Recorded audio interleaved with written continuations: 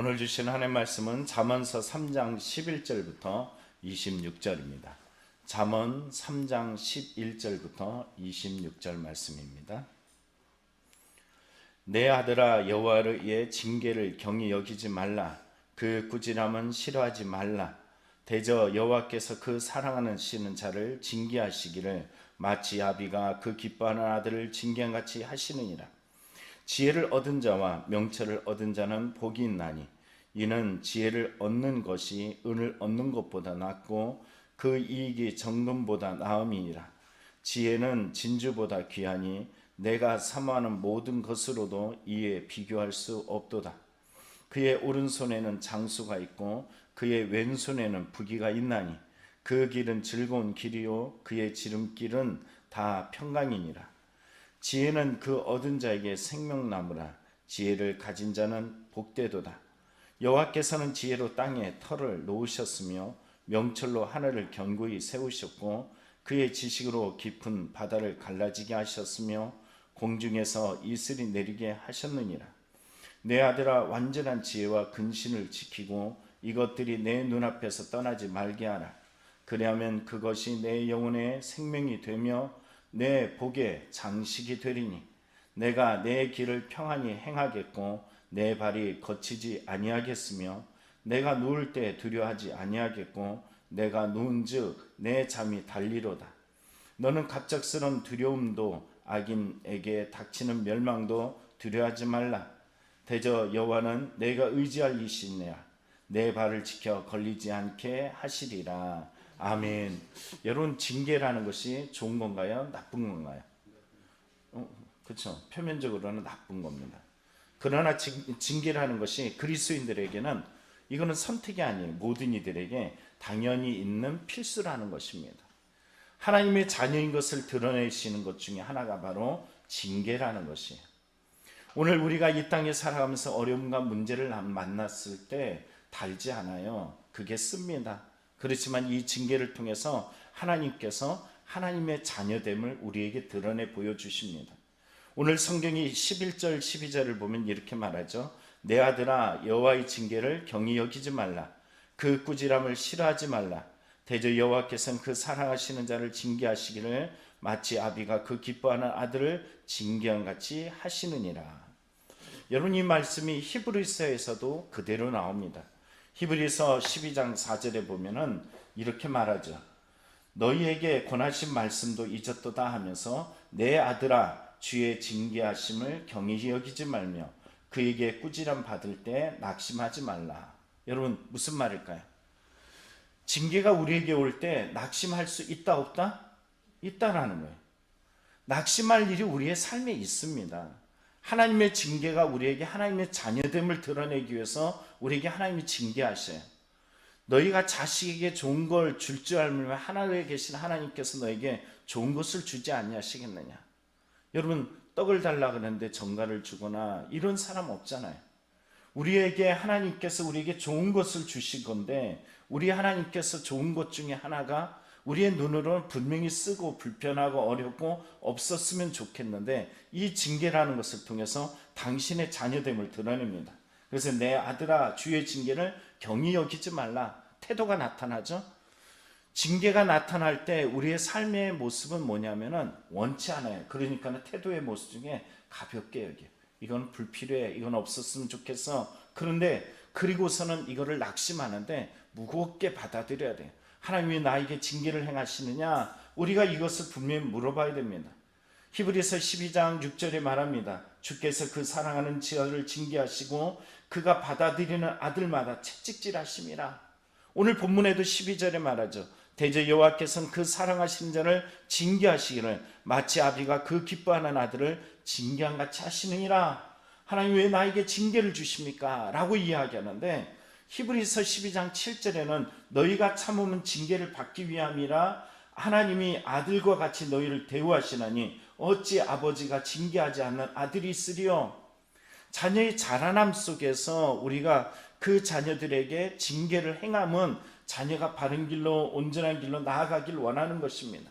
이러한 징계는 다 받는 것인데 그 받는 중에 징계가 없는 자는 성경 분명히 말하기를 12장 8절에 히브리서 12장 8절에 말하기를 징계는 다 받는 것이기를 너희에게 없으면 사생자의 친아들이 아니라라고 이야기합니다. 내가 죄를 짓고 잘못된 길로 가는데 하나님이 나를 내버려 둔다? 심각한 나의 삶에 뭔가 문제가 있다는 거예요. 영적인 문제가 있습니다. 하나님이 분명히 나의 삶에 개입하시고 채찍을 가하시고 어려움을 주시고 문제를 주심을 통해서 하나님의 자녀됨을 분명히 드러냅니다. 그럴 때 우리의 삶이 이 징계함을 만났을 때 우리의 삶의 태도가 가볍게 여기고 그리고 낙심할 것도 아니고 공경함도 잃어버리는 것이 아니에요. 이 징계를 통해서 우리는 복종함을 배우는 것입니다. 다른 말로 뭐라 그럴까요? 순종함을 배우는 것이에요. 이 하나님께서 나에게 주신 징계에 분명한 목적이 있습니다. 그것은 바로 우리에게 유익을 주는 것이 목적이고요. 또 하나는 거룩하게 하기 위함입니다. 이 땅의 삶의 수많은 사람들을 보시죠. 자기 뜻대로 모든 것이 승승장구한 삶의 한결같은 태도가 있죠. 교만함, 자기 중심, 타인을 돌아볼 줄 모르는 이기적인 마음을 품고 있어요. 그러나 이런 하나님의 자녀에게 하나님은 거룩하심이라는 또 유익이라는 것을 우리에게 주시면서 하나님께서 행하십니다. 그래서 우리는 그 길이 즐겁고 행복해 보이지 않지만 분명히 연단을 받아서 하나님께서 주시고자 원하는 것은 바로 평강과 의의 열매라고 히브리서 12장 마지막 11절에 우리에게 말씀하고 계십니다.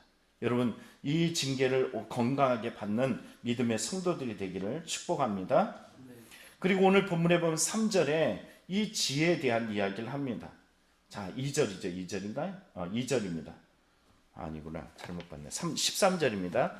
지혜를 얻은 자와 명철을 얻은 자는 복이 있나니 이는 지혜를 얻는 것이 은을 얻는 것보다 낫고 그 이익이 정금보다 나음이니라.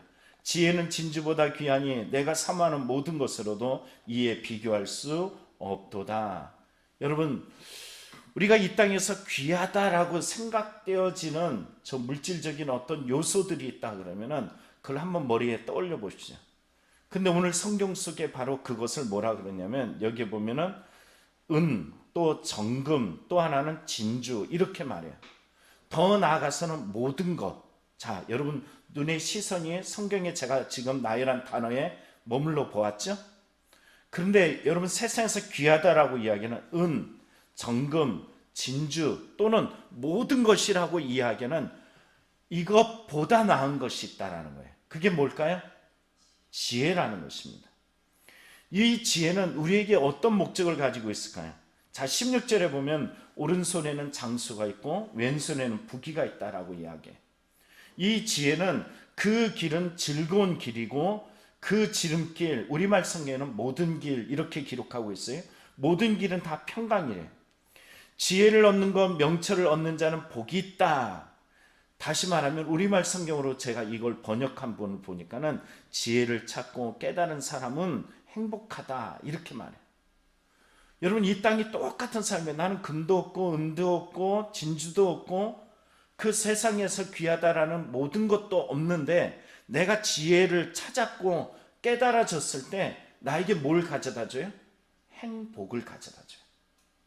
어제도 우리 성경 공부 시간에 얘기했잖아요. 우리의 삶이 많은 것을 누리지 못하고 얻은 것은 없지만 오늘 나의 삶의 행복이라는 것을 찾게 되었을 때 보면은 내가 깨달음이 있어요. 지혜를 찾았어요. 여호와를 경외하는 것이 지혜의 근본이다라는 이 지혜를 깨닫게 되었고 우리의 삶에 보니까는 이 깨달음 속에 하나님께서 내게 주신 복이 있어요. 그게 바로 행복이라는 복입니다. 이 지혜는 18절에 말하죠. 그를 얻는 자에게는 생명나무라라고 이야기해요. 삶이 생명이 움트고요. 지혜를 가진 자, 이 지혜를 가진 자가 복되도다라고 이야기하는 것처럼 또 한 번 행복을 선언하고 있습니다. 근데 지혜를 가진 자라는 이 원어를 보면요, 붙드는 자예요. 다시 말하면 지혜를 놓칠 수 있어요. 내가 어느 날 다시 불행해지고 불편해지고 어려워지고 절망해져요. 이전에도 원래 있었던 것인데 나에게 지혜가 있을 때는 행복했지만 다시 이거를 놓는 순간에 나의 삶이 또는 지혜로부터 세상의 금이나 은이나 진주나 그 세상에 귀하다는 모든 것으로 마음이 이전하고 깨닫지 못했던 눈이 어두워지면 다시 한번 이 행복은 내게서 사라집니다. 여러분, 이 지혜를 지켜나가는 성도가 되길 원합니다. 왜 지혜는 이런 역할을 할까요? 성경은 19절 20절에 말해요. 여호와께서 이 땅을 창조하실 때 무엇으로 창조하셨다? 지혜로 창조하셨기 때문입니다. 여러분의 삶과 저의 삶이 흑암과 암흑과 어둠 속에 있을 때일지라도 하나님께서 창조하신 이 지혜가 내 안에 있으면 내 인생이 어둡고 그리고 암흑에 있고 절망적일지라도 하나님은 그곳에서 지혜를 통해 창조하시듯이 나의 삶도 변화시킬 수 있습니다. 여러분, 이 지혜가 우리의 삶의 머금을 날마다 느끼고 그 숨결 안에 살아갈 수 있는 성도의 신앙이 되길 축복합니다. 그러므로 말미암아 21절에 이렇게 말합니다. 내 아들아, 완전한 지혜와 근신을 지키고 이것들이 내 눈앞에서 떠나게 하지 말라. 완전한 지혜라는 것은 온전한 이런 뜻을 가지고 있어요. 성공하는데 도움이 되는 것을 말하는 것입니다. 근신을 지키라 라는 말을 우리말 성경으로 보면 분별력을 지키고 이런 말이에요. 지혜가 내게 있음을 통해서 우리는 분명하게 온전한 지혜, 분별력을 지키는 이 지혜를 눈에서 떠나게 하지 말 것을 우리에게 권면하고 있습니다. 그리고 22절에 그렇게 하면, 자, 우리가 어제 말했죠. 무엇하면 그리하면 이라고 이야기했는데 여기 또 22절에 말해요. 그리하면 뭐 하겠다고요? 그것이 내 영혼의 생명이 될 것이다. 그리고 내 목에 장식이 될 것이다. 공동번역으로 보면 이것이 아름다운 목걸이가 되어 복된 삶을 안겨줄 것이다. 이렇게 말해. 지혜가 내 삶 속에 있어서 분별하고 늘 머물 때 이 지혜는 나에게 생명이 되고요. 또 하나는 나의 삶 속에 아름다운 목걸이처럼 복된 삶을 안겨줄 것을 또 한 번 말씀해 주고 계십니다. 그럼을 통해 23절에 말하죠. 내가 내 길을 평안히 행하겠고 내 발이 거치지 아니하겠다. 거치다라는 말은 발에 걸려 넘어지지 않을 것을 말해주는 것이. 넘어지는 존재들 보면 지혜 있는 척 잘난 척 하고 있지만 넘어진 사람의 특징은 바로 지혜가 없기 때문이라는 것이. 여러분, 지혜를 소유하길 원해요. 이 지혜는 또한 우리의 삶 속에 누울 때 두려워하지 아니하겠고 내가 누운즉 잠이 달리로다. 자, 지혜 있는 자에게 주시는 복이 또 있어요. 누울 때 뭐라고요? 두려움이 없어요. 또 하나는 뭘까요? 내가 누운즉 잠이 달리로다. 그래서 어떤 사람은 그래. 하나님의 지혜가 내게 많아서 나는 예배 시간에도 잘 자요. 참 웃기죠? 그게 아니죠. 여러분의 삶 속에 항상 누운즉 잠이 단 삶, 하나님이 주신 평안을 말해주고 있습니다. 잠이 들을 때 그러면서 두려워하지 않고 평안한 인생의 밤을 누릴 것을 말해줍니다. 그런데도 이 두려움이라는 것, 자, 25절을 보면 두려움. 자, 여기 보니까 너는 갑작스런 두려움도 악인에 닥치는 멸망도 두려워하지 말라. 여기 보니까 두려움, 멸망이라는 것, 악인들을 멸망시키는 하나님의 그러한 심판 또는 갑작스러운 생각지 못한 두려움이 우리의 삶의 현장에 있을 수 있어요. 그런데 지혜 있는 자에게 주시는 놀라운 은혜가 있죠. 지혜 있는 자는 그때 누굴 의지한다? 누굴 의지한다고요? 하나님을 의지해요. 우리가 이걸 잊지 않길 원합니다. 삶이 어느 날 갑자기 두려워요. 마음에 낙심도 있고 어려움도 있어요. 그러나 그때 지혜 있는 자는 세상과 문제 안에 있는 문제를 보는 것도 아니고 문제보다 크신 하나님을 더 의지함을 통해서 넘어지지 않고 다시 한번 하나님의 뜻을 이루어가는 지혜자의 삶을 살아내는 줄 믿습니다. 오늘 저와 여러분이 기도할 때 하나님, 이 지혜를 우리에게 주셨사오니 이 지혜를 잘 깨닫게 하시고 이 지혜 가운데 머물게 하시고 이 지혜로 살아낼 수 있는 복된 하루가 되게 해달라고 기도하는 저와 여러분이 되길 축복합니다. 기도하겠습니다.